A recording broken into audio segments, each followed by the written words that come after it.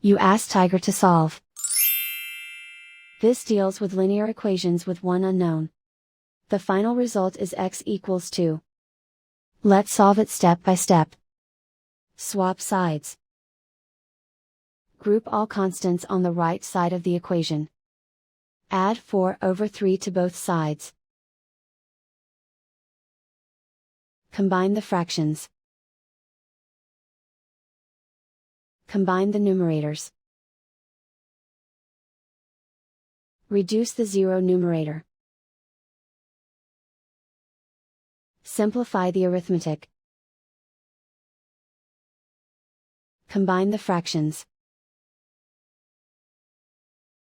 Combine the numerators. Find the greatest common factor of the numerator and denominator. Factor out and cancel the greatest common factor. And so the final result is x equals 2.